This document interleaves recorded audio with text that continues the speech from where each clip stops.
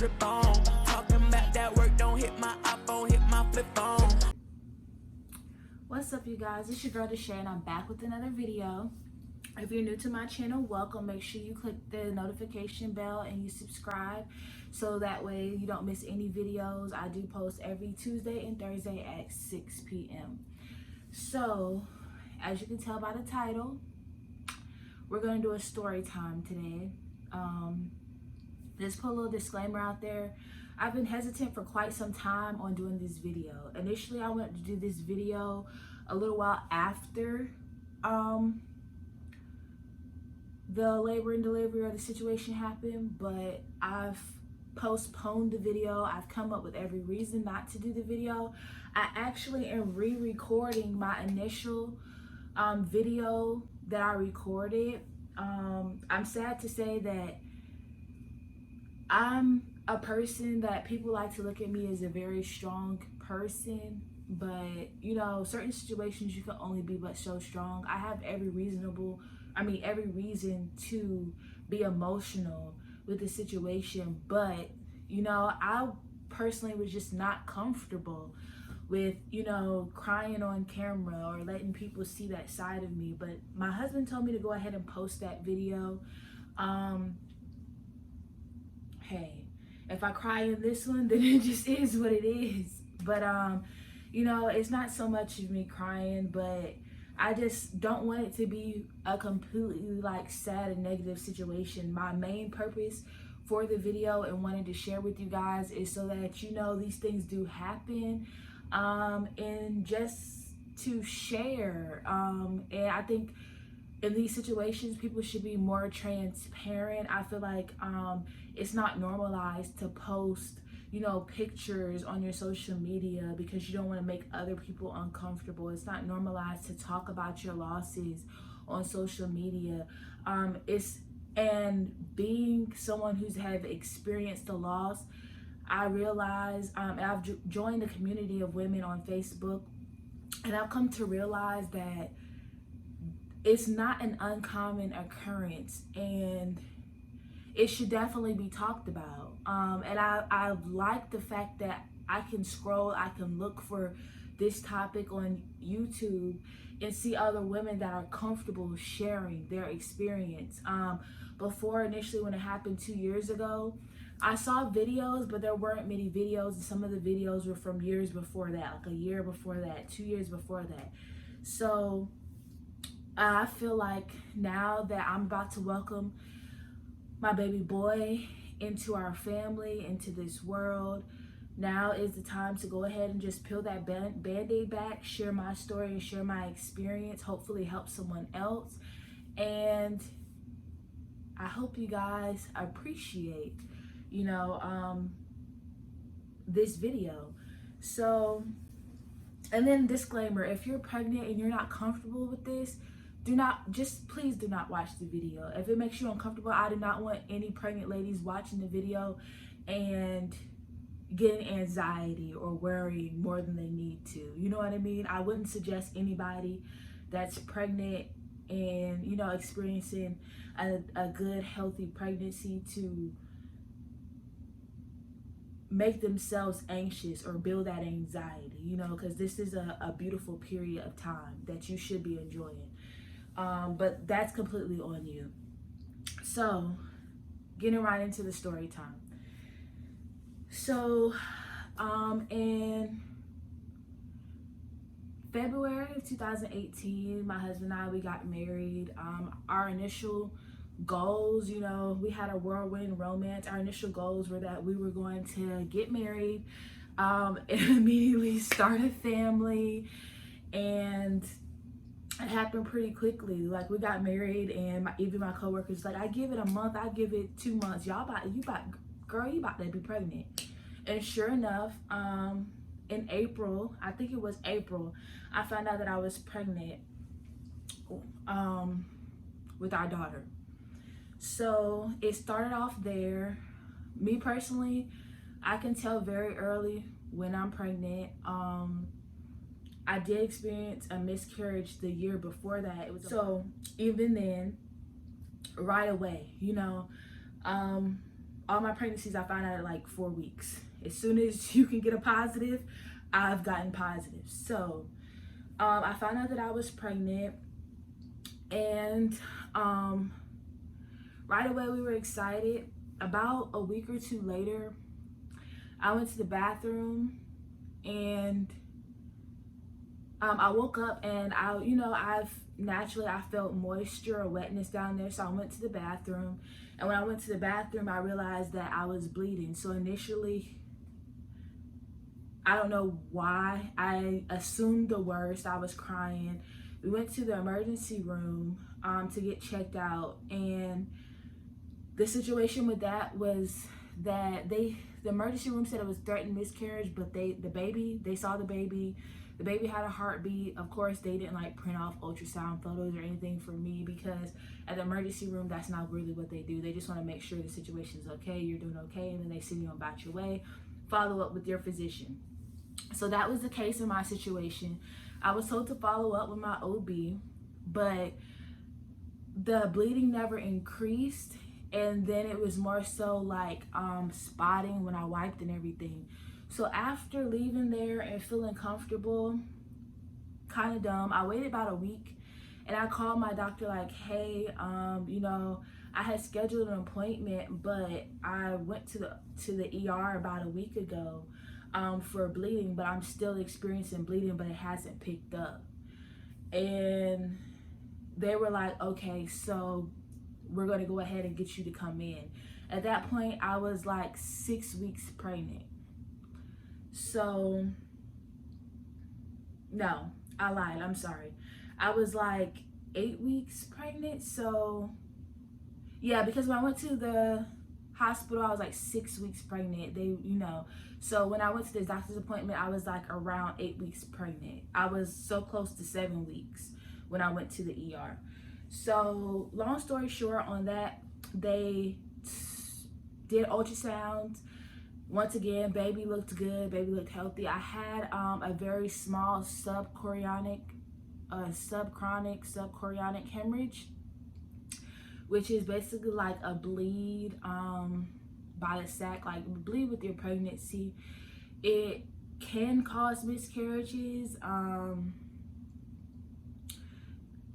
I guess but in a lot of cases it resolves. So in my case, they just told me basically to do light activity, I was on pelvic rest until the bleed resolved, and I followed up with them.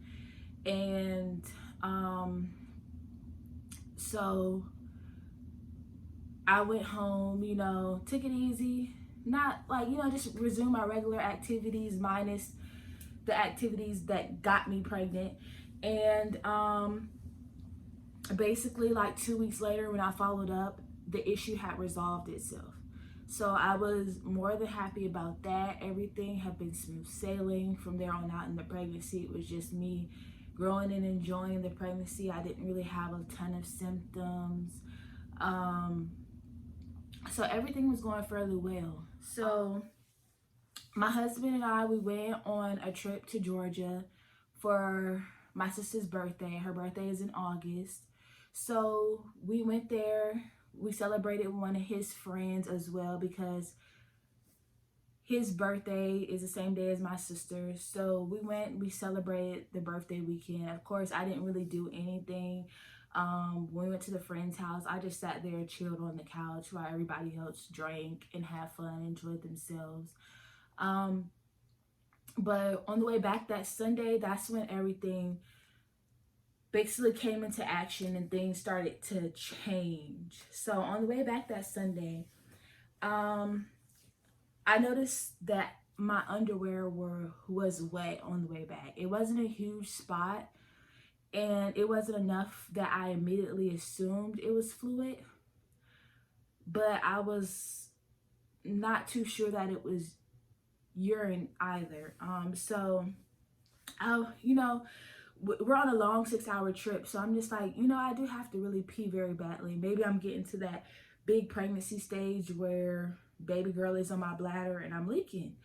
So we stopped at a rest area. I went to the bathroom, And I was like, okay, fine. I get back in the car. We started driving. About 10 minutes later, I feel my underwear get wet again. So I'm like, I just went to the bathroom. Still didn't think anything of it. I kind of paid attention to the wetness. It wasn't like it was soaking my underwear. It was just like a little small, like, wet spot in my underwear periodically throughout that day. So the next morning, this is when I was alarmed. That Monday morning, and let me just verify dates. I believe it was, yeah, so that Monday morning or whatever, I had gotten out of bed. I sleep nude, and as soon as I got up, like, I had to hurry up and run to the bathroom because, like, it started trickling down my leg. It wasn't a constant trickle, but when I got out of bed, it was just like, I felt like I was just like leaking pee. So it just started trickling down my leg, and I was like, okay, ran to the bathroom or whatever. And after that, it was good. It was still the wet spots. But honestly, at that point, I started Googling, I started researching, I started like being curious and kind of concerned because it didn't smell like pee. It didn't look like pee. So, and what I mean by that is, for myself, I tend to not drink a lot of water towards the end of the day. So when I wake up in the morning, you can tell I need to drink water visually, like when I go pee. So, I had the strong pee. It didn't smell like pee. It didn't really smell like anything. And so I was like, okay, maybe I should call the doctor.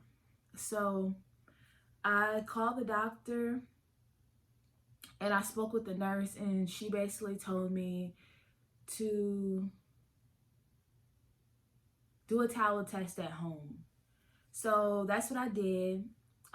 She told me to do a towel test, call back in like 45 minutes, or she was going to call me back.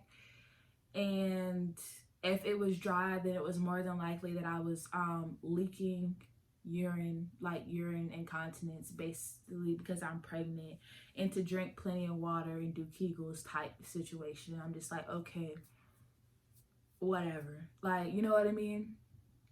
So I was like, that's good, because I'm seeking medical help. I trust the advice of the medical professionals because that's their profession. That's not my profession.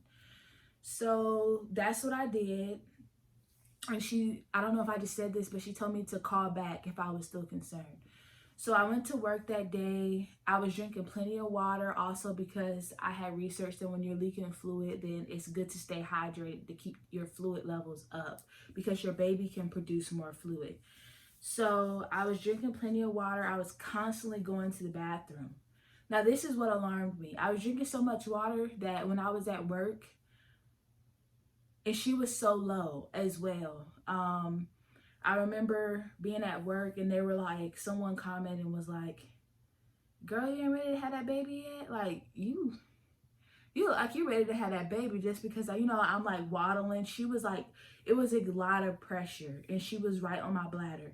And I remember, let me backtrack a little bit. Before I even took the trip, to be perfectly honest, I was in here in positions like having my husband support me because I kept saying, she's really low. Like, she's really low. Like, she was hurting me. She was so low.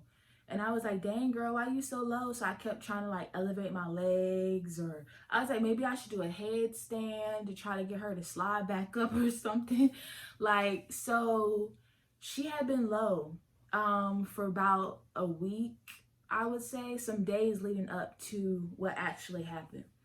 So go back to the whole work situation. You go into the bathroom literally every 10 to 15 minutes because of the amount of water I'm drinking. But yet my underwear are still wet.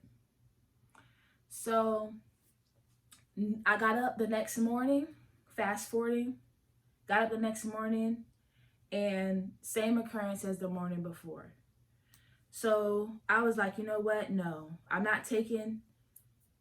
leaking urine as an answer right now.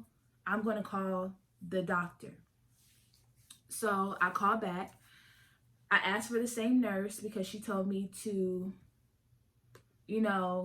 call for her if I was still concerned. So I called and asked to speak to her, and I was like, hey, this is so and so. I called yesterday about being concerned that I'm leaking fluid. I'm pretty convinced at this point that I'm leaking fluid. And she was like, okay, I see that you have an appointment tomorrow morning. But what I'm going to have you do is go ahead and come in so we can check you out and make sure everything's okay. Okay? That's great news. You know what I mean? So, that's what I did. I ended up going to the doctor's office that morning, and I had to work later on that afternoon. And I got there, and they had me sit in the room for quite some time, which, I wasn't thinking about it at the time. I'm like, dang, I'm in here for a little minute. They don't normally take this long. But the first thing the doctor said when he comes in is, well, the tissue, because they had me undressed and I was just sitting there waiting for him. He was like, the tissue, that little stuff they roll out when you're there, everything's dry down here. I'm looking, I don't see any signs of fluid. So I'm going to go ahead and get you swabbed for infections. And so that came back that I had bacteria vaginosis, which can cause like a watery discharge or leaking discharge. So I'm like, okay, whatever. I was excited. I was like, okay. And he explained to me it's very common in pregnancies. It can cause preterm labor if untreated, but you're here. You got it treated. I'm glad you're here. Blase, blase, blase. He had checked on the baby with a Doppler. No ultrasound or anything. They do have ultrasounds there. I wish that was something they would have done. I wish somebody would have did a fluid test, but we're going to get into that a little bit later on. So I went on about my way. I was kind of relieved because I'm like, okay, I'd rather have an infection than to be leaking fluid because that can be bad on the baby. Obviously. So I'm like, okay. So later on that day, I went to work. My husband actually drove me to work and he came to pick me up. We went to go pick up the prescription, but it wasn't there. They hadn't even sent in the prescription. They hadn't called it in. So I had to call. And so I wasn't even going to be able to go. I could have went back out that night, but it was late. So I was like, okay, I'm going to go pick this prescription up in the morning. But by the end of that day of work, when he came and picked me up, he's like, babe, what's wrong? I'm like, my back hurts. So he was like, okay. And he was like, yeah, like your job, because I was a lead generator at inside of Home Depot for HVAC. So I'm constantly walking around the store. It's nothing for me to walk 6 miles a day, 5 miles a day when I was at work, because I didn't like to stand in one place, and they didn't really want us to stand and hold up the displays and harass customers. They wanted us to interact. They wanted us to go help the customers find what they're looking for, talk to them, to try to, to not just be like, hey, you need a $59 tune-up on your air conditioning? Because, I had coworkers that actually did that, but I didn't like standing in one spot. So I actually walked around, even when I wasn't actually asking about my job. I was still helping customers because it helped my shift go by fast. So he was like, yeah, you're on your feet all day. Like, maybe you should take it easy. Maybe you need to tell them or see if you can, if your boss, your manager will let you sit down a little bit or whatever. So, well, she's not in the store. So, I would do that anyways. When I went to go put leads in, it was the perfect time to take my time, just sit there and, So, sorry for getting off topic. My back was hurting. We went and got pizza and we came home. Later on, my back pain got worse, and I thought I was constipated, because if you've ever been pregnant and you've had bad gas or you get dehydrated, then while you're pregnant, like you can have really like stomach pain really bad, but there's nothing wrong. It's just that you're dehydrated or you have really bad gas. Like, it's not uncommon for pregnant women to go to be evaluated and there's nothing wrong, and they realize later, like, oh, it was a case of gas. I've actually done that this pregnancy. So I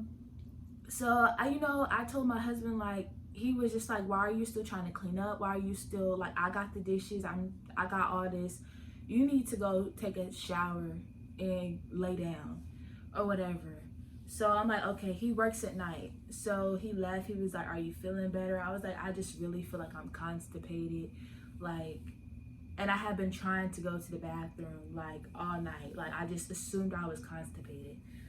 So and my back was hurting. I'm thinking I'm 22 weeks at this point, so I'm assuming these are normal pregnancy woes. Like, you're pregnant. I was big, like, to be perfectly honest.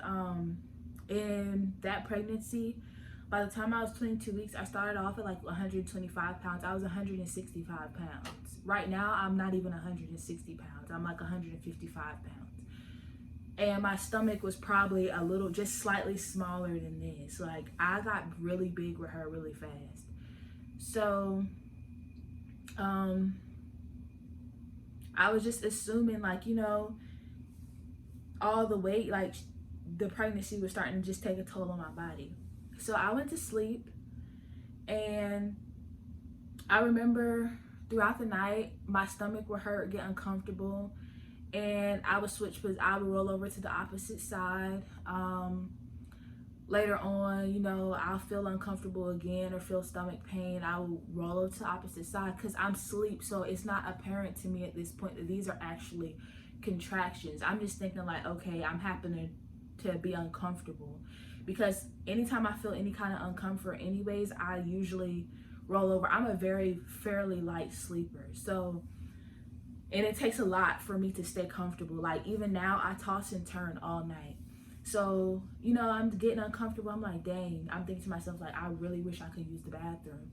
But I kept, just switching sides. By 4 something, almost 5 in the morning, it was like 4 or something, I wake up and I lay there for about 30 minutes because the pain woke me up, and it was kind of like, okay, what is going on here at this point? So I'm laying there for like 30 minutes before I take any action, and before I'm really coming to terms with the fact that I'm having contractions.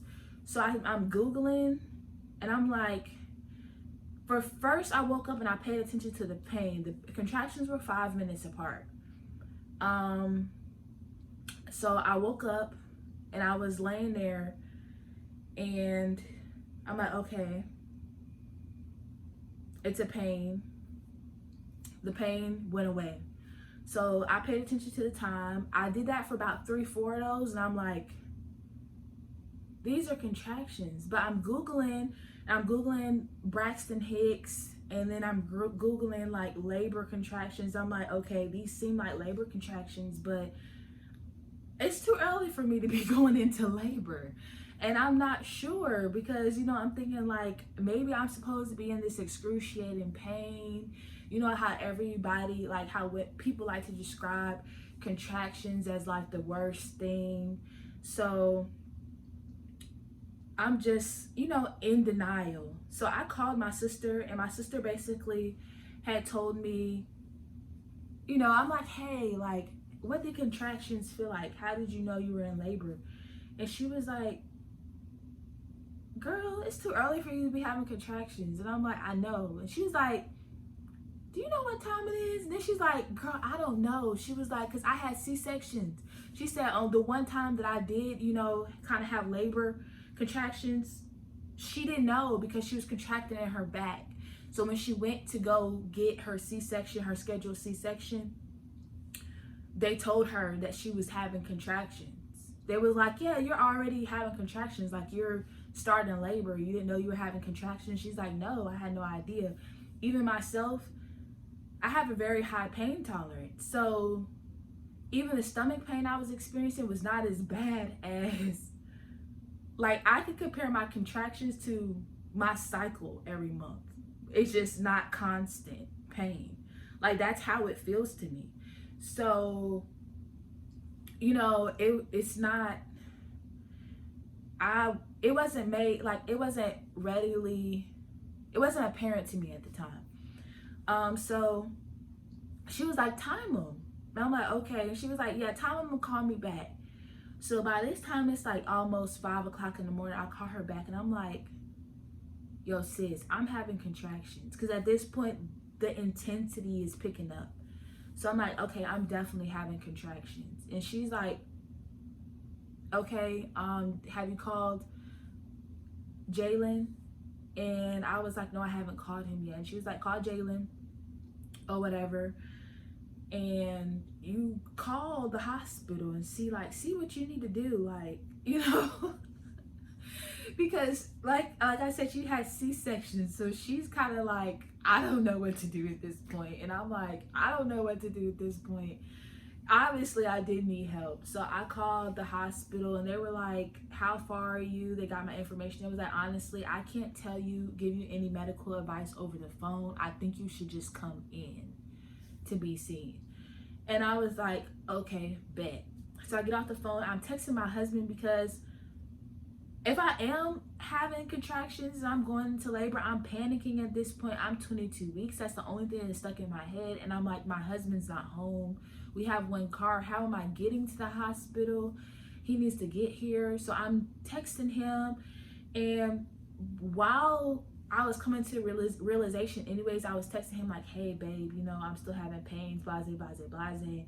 And he was like, okay, well, you have a doctor's appointment in the morning. Like, you go to the doctor in the morning. You should be fine. And I'm like, no. So when I realized it's contractions, I had texted him like, babe, you need to come home. I'm having contractions.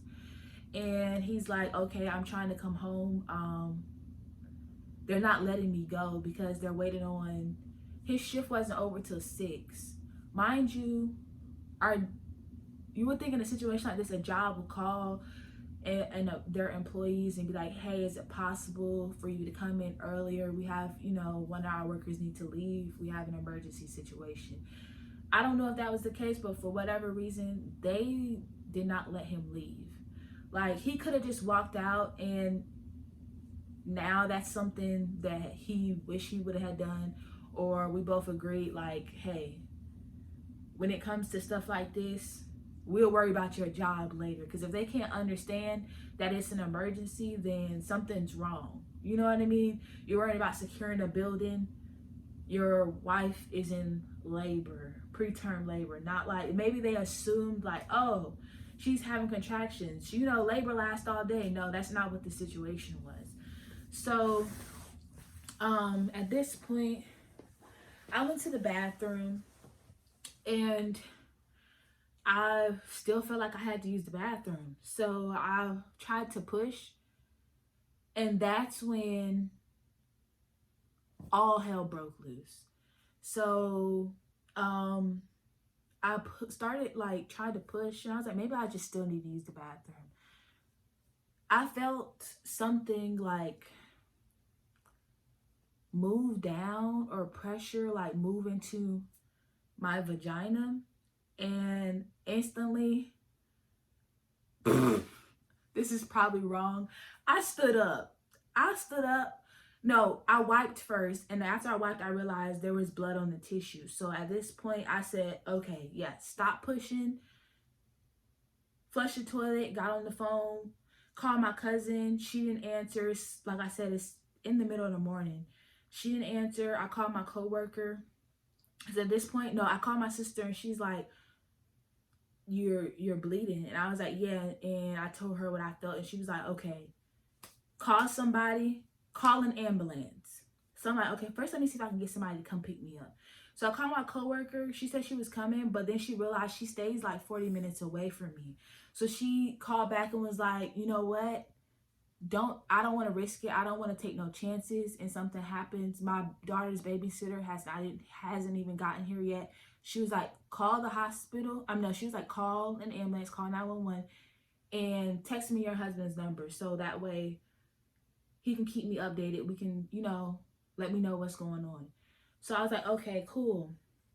So I tell him, like, babe, this point, I don't know, it seems like once I tried to push, it kicked my contractions into overdrive. Mind you, like I said, my contractions were like 5 minutes apart before. By the time this is when I first woke up at 4 o'clock. Like not even 4 o'clock, probably like 4:30, sometime after that. So at this point, it's like a little after 5. And my contractions are coming very intensely back to back. So I'm just like, okay, yo, I need to get to the hospital ASAP. So I'm on the phone with the ambulance. I'm texting my husband at the same time, and my contractions are killing. At this point, I'm crying, like I'm on the floor on all fours on the phone with the ambulance, and I'm freaking out. And they're like, let me know when you're having contractions. Breathe, breathe. Like, stay calm, breathe through your contractions. So I couldn't even tell her when I was having a contraction. Every time I had a contraction, she was like, is that a contraction? She was like, are you clothed and is the door unlocked? She was like, go unlock the door and lay on the couch. And I was like, okay. So that's what I did. And like, she was like, you know, they should be there shortly. About 5 minutes later, I hear sirens. It was the fire department. So they got there first. They taking my vitals. They're doing everything. Then finally the EMS get there like a few minutes after the fire department gets here. And they do the same thing, get the information. They get me on a gurney, taking me out. As they're taking me out, there is a point in time where I don't feel my daughter move often. And it was kind of really freaky to me because on this side of my stomach, just one area, and it felt like maybe it was her, like it got really hard for 1 second. Like, for instance, when my son moves around, you can see him moving and stuff. Okay, my stomach got really hard. And, like, stopped. And I showed the EMS, and I was like, what's going on? Like, is it supposed to do that? Like, is she okay? And he was like, oh, that could be a contraction because, you know, they can call it, you know, it makes your stomach hard. It was kind of weird to me because it wasn't like I felt movement. It was kind of almost like, I don't know, I personally felt like that can be when she was in distress and her cord ish. Well, we're gonna save that for later. So he waits like 15 minutes outside. It seemed like 15 minutes outside in the parking lot, trying to get an IV, trying to get, you know, something into my arm, but he couldn't get an IV in. And they had my vitals and everything. And I'm still asking, like, can you check on the baby? Like, you don't have a Doppler or something? Like, can you check on her? And they were like, no, we just have to make sure you're okay. To make sure that she's okay. I'm like, okay, whatever at this point. Told them a hospital that I was delivering at. And they transported me to that hospital. And I get there, and right away, you know, of course, it's snappy because they were expecting, I came in on an ambulance. So it's crunch time. They're asking me questions. They're automatically like passing me a gown. Like they transported me over to another bed. They passed me the gown. Was like undressed. You know, they're doing vitals and everything at this point. He's giving them the information that they have. And he didn't even get a chance to leave yet. While all this is happening, within like the first 3 minutes, I felt nauseous. So I asked, and he was standing there talking to them, and they got the little thing on me, and they was like, okay, I'm not finding a heartbeat, take that off. And I'm like, okay, I feel nauseous. And they were like, okay, I can give you a bag. They gave me the bag, and when I went to go, I felt like I was about to throw up. You know how you gag? Instantly my water burst all over, like just shot out. It was nasty. It was like, you know how in The Exorcism when the girl like sits up in the bed and she's like spewing vomit? That's how my fluid was. It was infected. Oh yeah, so that's what I left out. The day that I went, the day before, after I went to the doctor's office, I was kind of under the impression that something was wrong. I was convinced it was fluid because I was hydrated. Mind you, I told you I was drinking a lot of water. I had on white underwear. When I peed, it was clear, but when I wiped, it was yellow. The fluid in my underwear had changed colors as well. When my water burst, it was the same color as what was in my underwear. So at that point, there's no denying there's no question. I was leaking fluid. My fluid started leaking and it got infected. So, yeah, so water burst everywhere and they were like, okay, we need a doctor and we need a room. So that's what they did. The doctor came in like pronto, right after my water broke. They literally was in the middle of cleaning up, just had time to clean me up. She tried to check for a heartbeat and she was like, okay, we're not getting a heartbeat. Let me check and see how you are. They're like, we got her. And at that time, while she's in there for like the first one or 2 minutes, they're like, okay, we can have a room ready. Like the nurse that was there and attending to the situation, she was in overdrive because she was just like, yeah, she needs to be in a room. So the doctors talk like that. She's trying to get the information. The nurse is like, her room's ready. Let's get her in the room. And so by that time, the doctor checked me and she was like, okay, you know, you're fully effaced. She's fully effaced. Let's get her to the room now. So they get me to the room. While they're pushing me there, she's just basically, I'm like, what's fully effaced? And she was like, it's time for you to push. Like, you're about to have your baby. So I'm like, holy crap. My phone is still in my hand the whole time because I'm by myself. My husband still hadn't gotten there yet. And, you know, I'm like panicking. So I'm texting my sister. She's communicating with my husband because he's at work. So I can't like necessarily call and talk to him. He can't be on the phone. So like they're communicating intermittently. Like, you know, it's crazy. So we get in the room and instantly there's like a whole team of people behind us. There's 2 nurses. There's the doctor here. And they're just like, you know, the doctor is automatically like, is she by herself?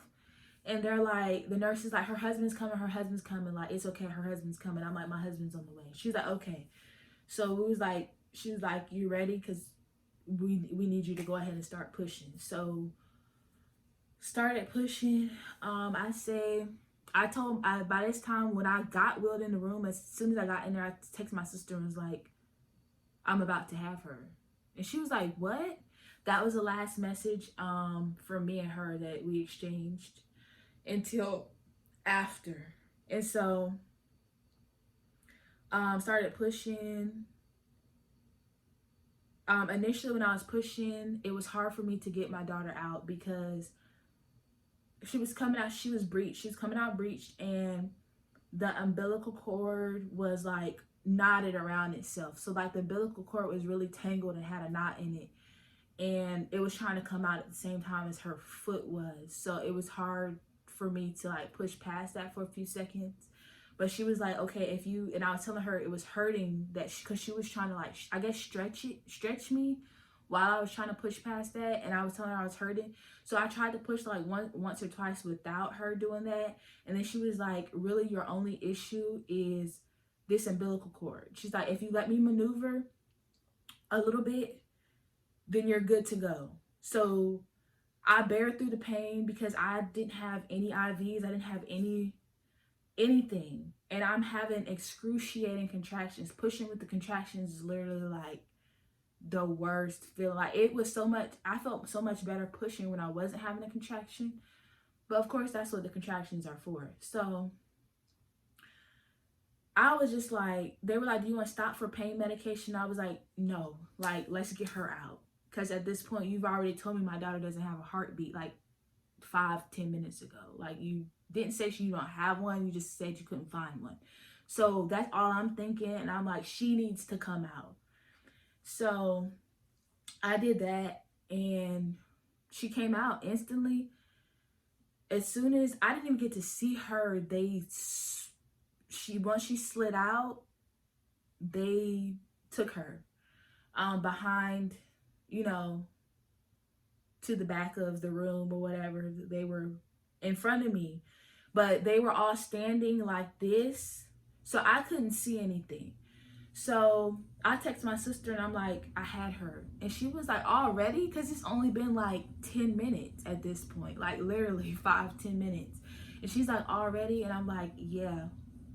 So she, basically that's when the doctors had told me, you know, I did so good throughout this video. That's basically when the doctors told me, we worked on her for 3 minutes, and you know, when she came out, she wasn't breathing. I'm sorry, but you know, she didn't make it. So at this point, you know, all these feelings, I'm by myself.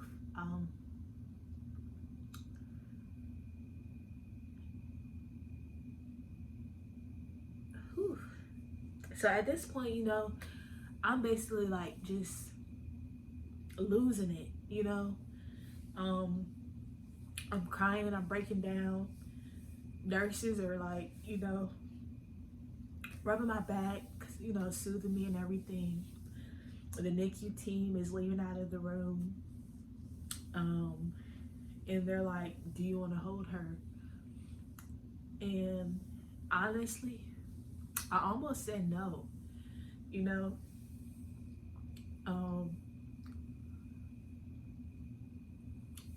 I would say that's probably single-handedly one of the hardest things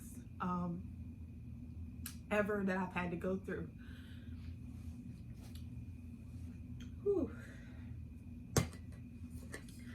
So, you know, I let my sister know. I text her, and she's like, where is Jalen at? Why is it taking him so long?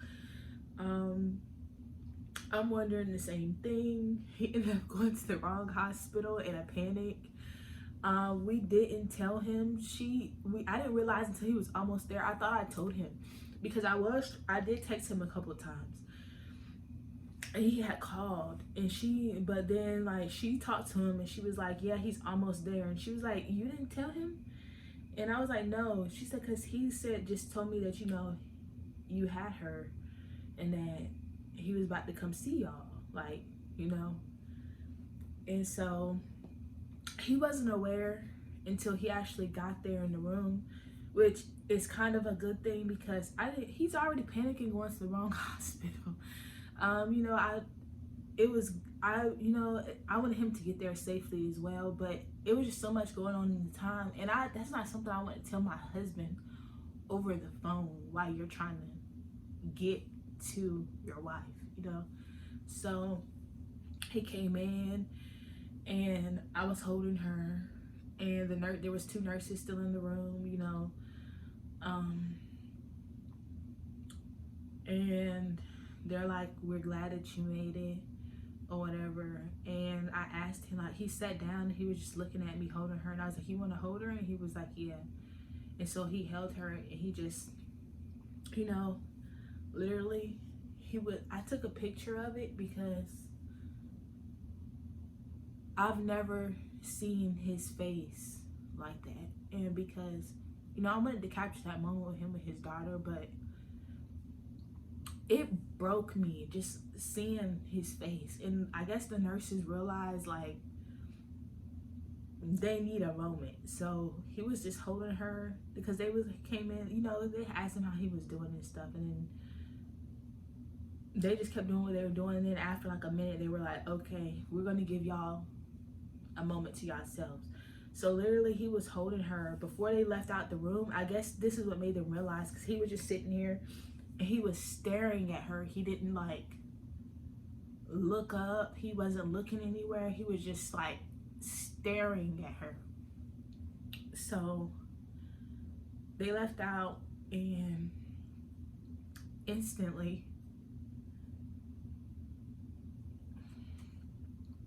he just burst out in tears.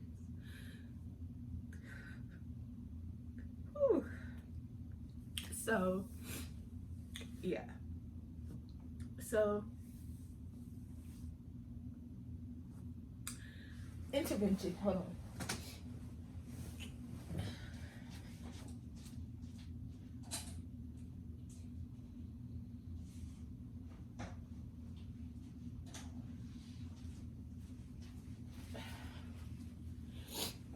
All right, so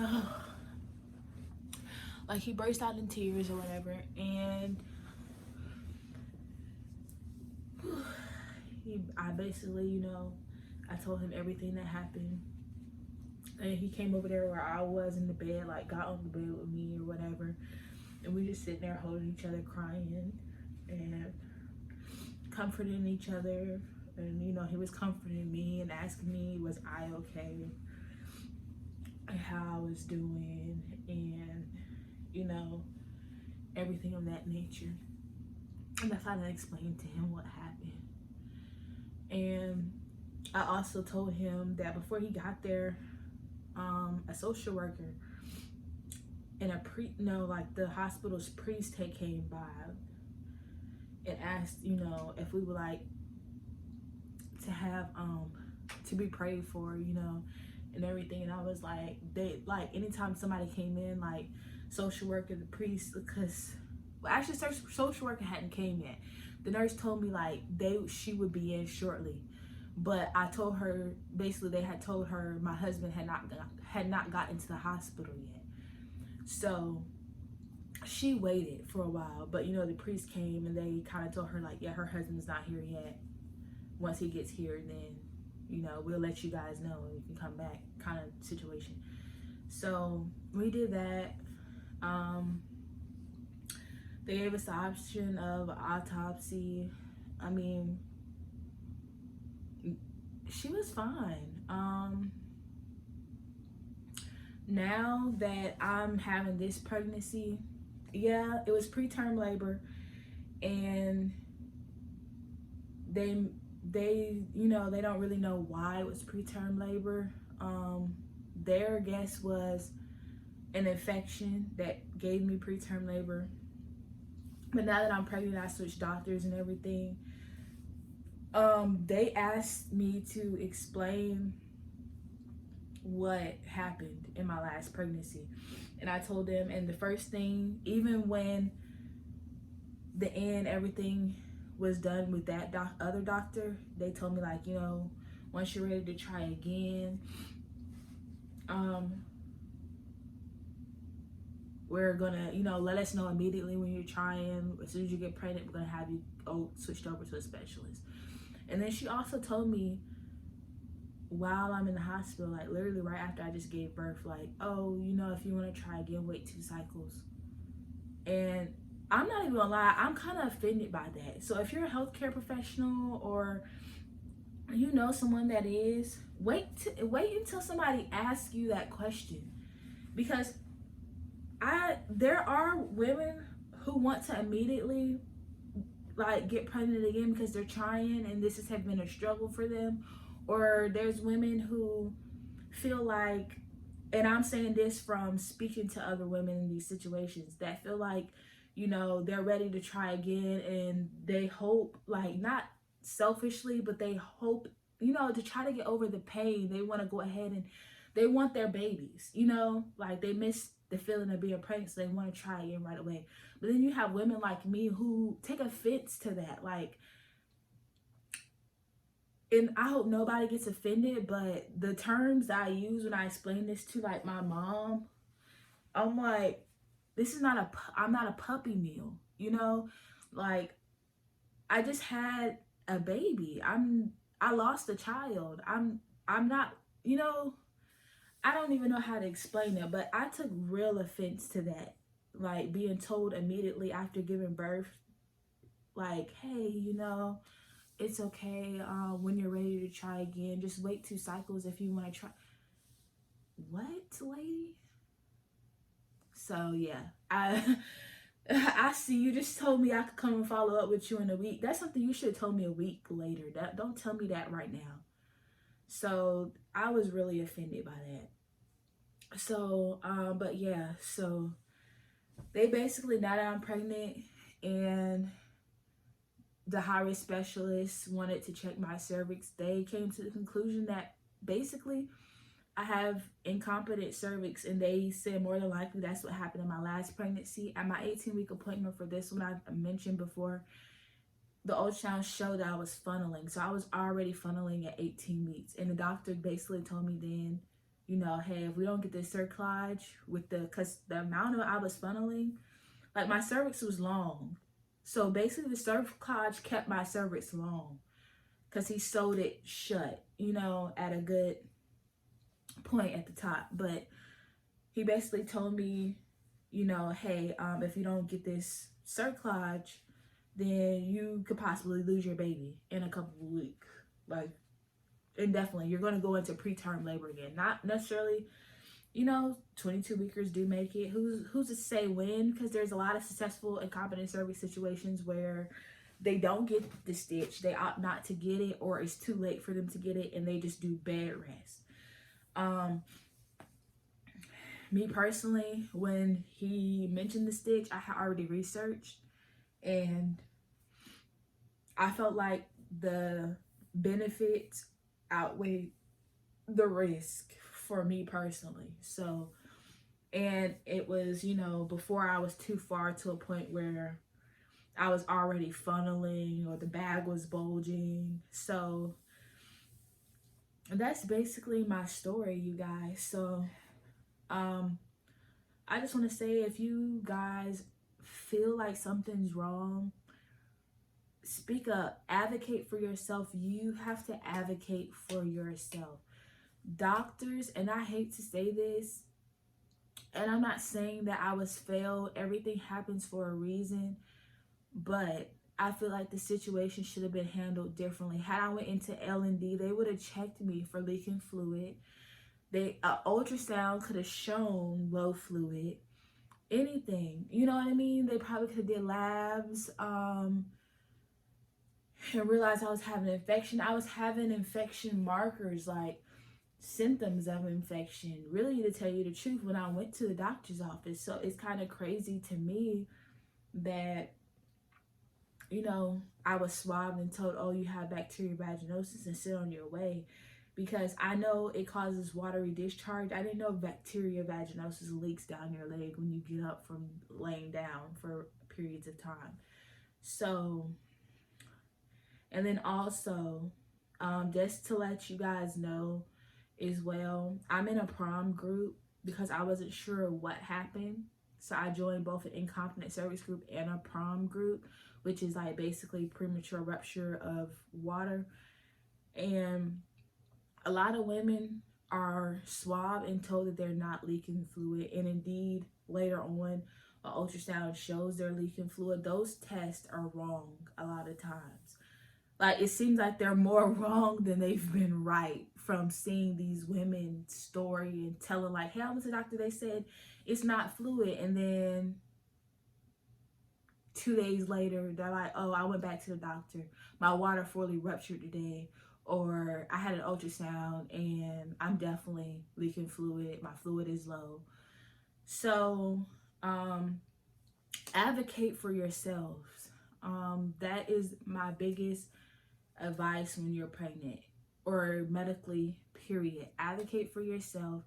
If you feel like something is wrong and your OB is not, if you feel like you're not getting the care that you need, there's nothing wrong. It's never too late in a pregnancy to change OBs if you're able to. And also, once you hit 20 weeks, I believe, you can bypass your OB's office if you feel like something is wrong. I know people are like, emergency rooms are for emergencies only. I'm not saying go there because you have hemorrhoids. I'm saying if you feel like something is really wrong, like you feel like maybe you're having contractions, I will promise you, a lot of because I've been to L&D, labor and delivery, to be evaluated. I called my doctor's office, like the weekend nurse actually told me to go there and get evaluated. But they assured me, even though there was nothing wrong, they assured me 1,000 times, like, I would much rather you come in to be evaluated than for something to be wrong. Like, we do this all day. Like, if you feel like something's wrong, this is your baby and it's your body. Like, you need to come and be seen. There's nothing wrong with that. So never feel crazy for going to get checked out. I mean, just do what you have to do, basically. But yeah, this is my story. As you can see, so far I'm having my happy ending. I want to also say, ladies, don't give up hope. Incompetent cervix, I've learned that it can be a really big struggle for a lot of women. I'm thankful that my first cerclage experience is held up and I made it this far. I know some women get cerclages, transvaginal ones, and they still don't hold. They end up rupturing or dilating through their stitches, still delivering preterm. There's a lot of women. And then also, just to put it out there and bring awareness to a competent cervix, it's not something doctors look for in first-time pregnancies. So sadly, women usually they've experienced a loss, or they're at the state of an emergency situation a lot of times before they're diagnosed with incompetent cervix. And that's another reason why I want to do this video now. I was gonna just not do the video anymore, but I feel like that's something that should really be brought awareness to. Incompetent cervix is a very common thing. Some doctors say it's genetic. It can be from past traumas, biopsies, abortions, just a weakened cervix. It can be, DNCs from miscarriages, or it can just be from, what was I about to say? I'm having a brain fart. Or it can just be from having multiple pregnancies, having multiple babies over time. Your cervix is just, weakened. So there's a lot of different reasons why it's caused, but that was my story time, you guys. If you have any questions, feel free to leave them in the comments. If you're new to my channel, make sure you click that subscribe button, like this video. I hope nobody's ignoring in my comments, because you will be blocked. But I'm sorry I had to put that disclaimer out there, because I've already started seeing, actually, I'm not even gonna lie, I've had one person, but yeah, it's your girl Deshay. Love you guys. Work don't hit my iPhone, hit my flip phone. Shawty bad as hell, she might be yellow, might be red bone. Talking about I made it, how you ain't know that I've been on.